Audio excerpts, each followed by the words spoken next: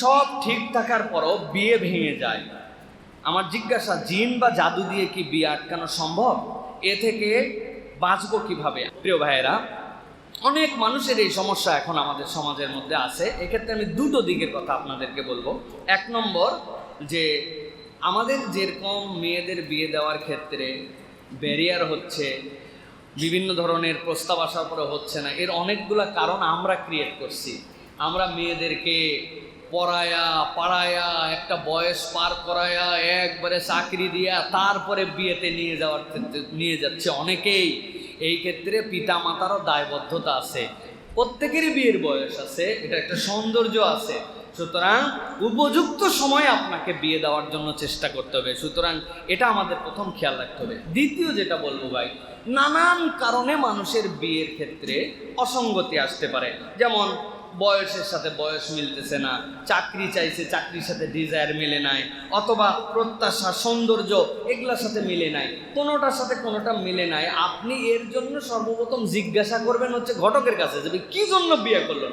আপনি যে কোনো কারণেই বিয়ে হয় না, আপনি আশা করছিলেন যে আমার মন্ত্রীর ছেলের সাথে আমার বিয়ে হবে, প্রস্তাবও দিচ্ছেন কোনোভাবে, কিন্তু ওরা অ্যাকসেপ্ট করে না, চিন্তা করছেন জিন জাদু দিয়ে শেষ করলো, মন্ত্রীর ছেলের সাথে আমার বিয়েটা হলো না।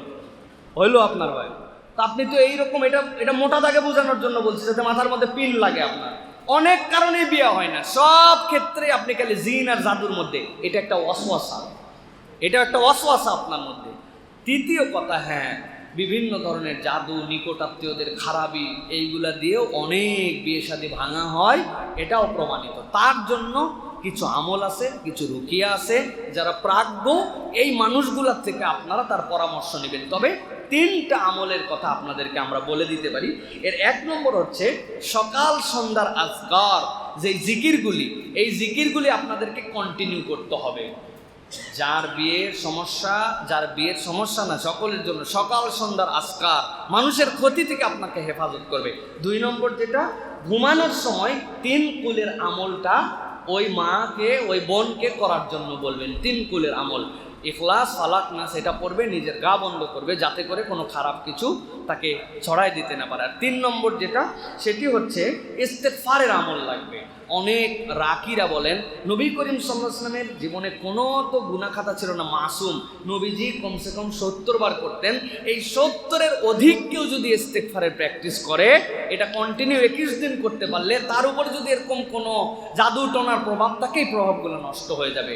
আর অনেক রাকিরা বলেন, একটা বালতির মধ্যে পানি নেবেন, পানি নেওয়ার পরে এরপরে কিছু লবণ হাতের মধ্যে নিয়ে, এই লবণটার মধ্যে সূরা ফাতিহা 7 বার করে ফু দিয়ে ওর মধ্যে দিবেন। দেওয়ার পরে ওইটা দিয়ে পুরা বাড়িটা মুছে ফ্যান ট্যান ছেড়ে দিলেন, শুকায় গেল।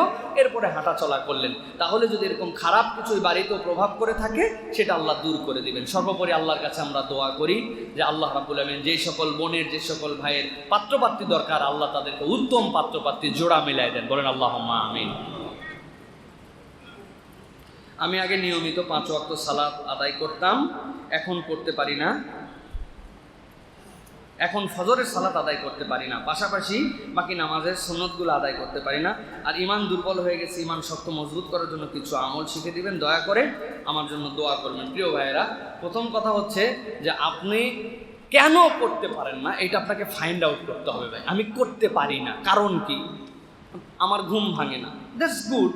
আপনার পাশে কে থাকে, কারা থাকে, কে আপনাকে ফজরে ডেকে দিলে আপনি ইনশিওর করেন। আমার বউ, আমার ওয়াইফ আমাকে বলছে, মাঝে মাঝে তার ফজরের সময় বাচ্চা কাচ্চা অনেক, এইগুলারে দেখভাল করতে করতে রাত্রে খাওয়ায় এই রেডি ঘুম ধরে যায়। তা আমি ফজরে চলে যাই, পরে ডাকি নাই। আমি মনে করছি ও নামাজ পড়ছে, আবার শুইছে। আসার পরে বলছে, তুমি আমার ডাকো নাই কেন? বললাম, তুমি ডাকলে তো দেখলাম যে তুমি উঠতে চাচ্ছ না। বলছে, আমারে উঠানোর জন্য যা করা লাগবে, যদি লাঠি দিয়ে বাইরানো লাগে, যদি আমার মুখের মধ্যে পানি মারা লাগে, যদি আমারে চুল ধরে টানা লাগে, এটা তোমার জিম্মাদারি, আমার কোনো এতে দাবি দেওয়া নাই, তোমার আমার উঠান লাগবে। এখন আপনি এরকম লোক ফিট করেন, আপনার ঘুমের সমস্যা, আপনার উঠানো লাগবে। হ্যাঁ, উঠানোর লোক ঠিক করেন, পাশের লোক পিটাইয়া বাড়াইয়া তোরে তুলবে, ভাই তোরা কিছু বলবো না, আমার উঠান লাগবে। কারণ আপনার সমস্যাকে আপনি মোটা থাকে বলেন উঠতে পারি না, কেন? সমস্যাটা কোন জায়গায়, এটা ফাইন্ড আউট করতে হবে। 2 নম্বর, আপনি যেই সকল কারণে ঘুম ভাঙতেছে না, উঠতেছে না, সেটার থেকে বের হন। আপনাকে আমি দায়িত্ব দিই 3 দিন মোবাইলটা লক করে রাখেন, রেখে 3 দিন মোবাইল ব্যবহার করেন না, অফলাইনে রাখেন। এশার নামাজের আগে খাবেন, এশার নামাজ করে যাওয়ার পর 3 দিন জোর করে শুয়ে থাকবেন। সারা রাত ঘুম আসে নাই, তাও শুয়ে থাকছেন আপনি। ফজরের নামাজ পড়ে তারপরে শুবেন আপনি। ভাই, খালি দোয়া দরুদ দিয়ে কাম হবে না। এই কাজগুলির জন্য আপনাকে অ্যাক্টিভিটিস বাড়াতে হবে, যে এই অ্যাক্টিভিটিস আপনাকে দূরে রাখতেছে এরকম। 3 নম্বর, ফজরে আপনার সার্কেল আছে। আমরা ফজরে উঠার পরে ভ্যানওয়ালা ঠেলা গাড়িতে করে সুজি নিয়ে আসে, আর হচ্ছে নিয়ে আসে, কি বলে, আলু ভাজি নিয়ে আসে। আমার ওইটা খাইয়ে তারপরে বাড়িতে যায়। আমার সার্কেল আছে, যেইগুলো লোক জীবনে এগুলো খায় না, অরলে ওইগুলো আমাদের সাথে খায়, গল্প করি, একজন আরেকজনের দেখা হয়, হাই হ্যালো করে এরপরে যায়। আপনার সার্কেল নাই তো আপনি কেমনে পারবেন? সহবত এই জন্য অত্যন্ত গুরুত্বপূর্ণ। তারপরেও বলবো, ইমান বাড়ানোর জন্য প্রত্যেকদিন একটুখানি কোরআন তেলাওয়াত করেন, আর প্রত্যেকদিন বেশি বেশি ইস্তেগফার করেন, আর দরুদ শরীফ করেন। 3টা আমলের কথা বলছে, কোরআন তেলাওয়াত, ইস্তেগফার, দরুদ শরীফ। এই 3টা বলেন আর আল্লাহর কাছে চান ইনশাআল্লাহ। তবে ঘাবড়াবেন না, বাকি নামাজ জানে বা ছাইড়ে দিয়েন না। আমাদের মধ্যে অনেকে আছে, ফজরই পড়তে পারিস নাই, বাকি নামাজ দিয়ে তোর কি হবে, বা সব বাদ দিয়ে দিছে। খবরদার, এইটা করা যাবে না কিন্তু। আলহামদুলিল্লাহ, আপনি অনেক আগায় আছেন, আর একটা ওয়াক্ত ঠিক করলেই আপনি আলহামদুলিল্লাহ গুড মুসলিম। আল্লাহ আপনাকে তৌফিক দান করুন।